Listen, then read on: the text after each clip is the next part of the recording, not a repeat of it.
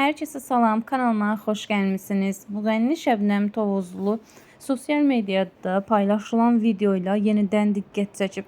Belə ki, Şəbnəm Tovuzlu sevənlərinə hədiyyələr bəxş edib. Daha sonra isə bir izləyici onu əsəbləşdirib. Həmin görüntüləri sizlərə təqdim edirəm. Videonu izləyib fikirlərinizi də bizimlə paylaşmağı, kanalımıza dəstək üçün abunə olmağı unutmayın.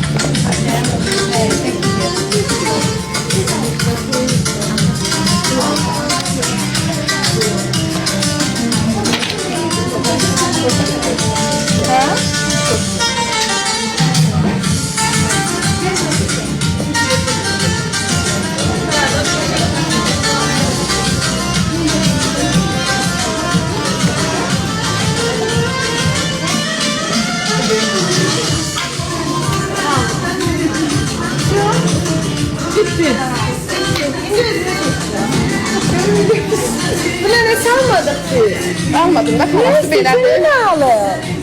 Kalasını bunun mənəsi tanıyanda heç kim tanımırdı. Hamı tanıyır. Yazma gəlir, Pirvari var idi. Bakı Pirvari. Alimdir şəhərdə gəlir. Şuna koylardı. O qədər koylardı, orada yerində. Gidin, sen de Allah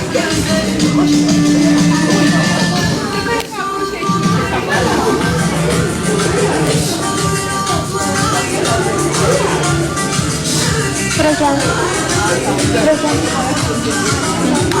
bunu iki dakika. Bunu sen çek de çünkü ben mama çağıracağım. Benim mama çağıracağım.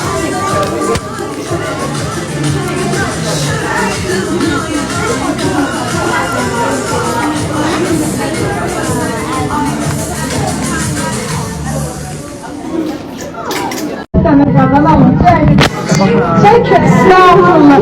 Seviyorum da bir adamları da.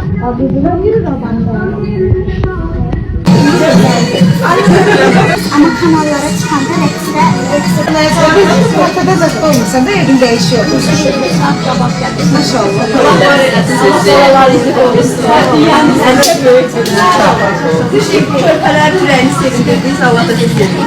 Razində yaşayan fanatlarım, necəsiz? Gəlin sabah saat 16:00-da Megalogda. Çox gözəl geyim mağazasıdır, bilirsiniz. Moldu, hər şey var orada. Sabah gəlirəm, çox gözəl geyimlər alacağım oradan. Şəkil çəkdirmək istəyənlər, məni görmək istəyənlər sabah Megalogda olsunlar. İnanıram ki, Razində sevənlərim çoxdur və bu mağazadan geyimlər alacağım. Ola bilər fanatlarımın baxacağım qızlardan, xanımlardan, orta yaşlı xanımlardan, uşaqlar da ola bilər, hədiyyələrim də ola bilər. Onu orada baxacağıq. Öpürəm hər birinizi sabah saat 16:00-da Razində yerləşən Megalog. Çox gözəl moldu. Bu yaxından da açılışını etmişdim, bilirsiniz. Məni görmək istəyən fanatlarım, gəlin. Sabah orada gözəl-gözəl şəkillər çəkdirək. Biraz istəyən koftamı, çantamı, fanatlarıma.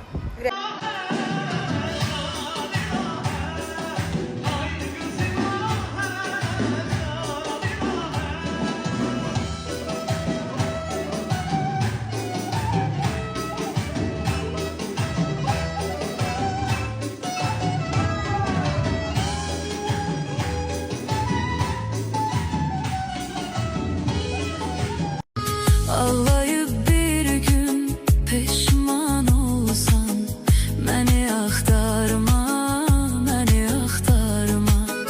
Bir mən sağam, xəbərini yaysa, beni axtarma, beni axtarma. Səni çox sevirdim, elə çox sonsuz, indi heç kimsə